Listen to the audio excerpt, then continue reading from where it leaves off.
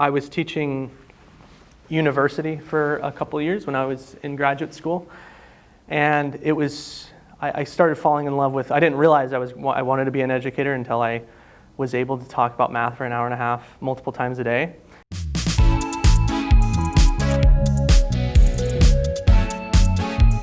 So my favorite part about teaching, or my why, I love my subject area. I went to school for mathematics, not necessarily teaching, but a job where I can talk about math all day, every day is quite nice. The class that I teach is not just important to me, but it's important, I think, to get students from thinking math is just number crunching and plugging stuff into formulas.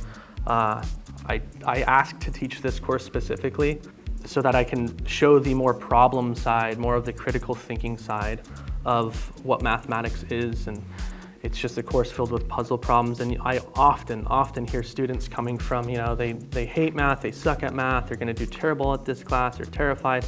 By the time the end of the first semester ends, they're almost in love with math. They're like, wow, I've never enjoyed a math course so much, and I've never been good at math ever.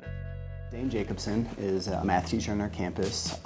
As a teacher on our campus, he is an absolute leader in terms of technology, innovative teaching practices, professional relationships with kids. It's tough to really quantify what he is here on our campus, because he's involved in everything from our site leadership team, our launch team, our assessment and audit team. He really has a presence professionally, but also in terms of teaching. He connects with students in a way that I wish every single teacher in our district could.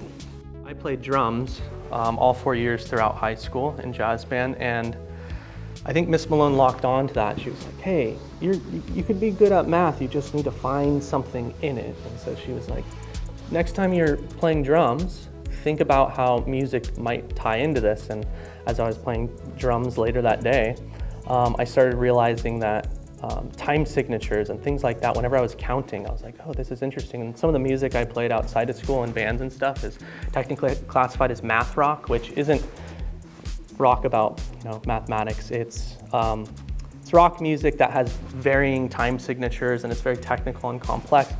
And so I started realizing, oh my gosh, there's so much patterns, and I like to write music, so that's where it just hooked me. I was like, okay, I see the connection between math and music.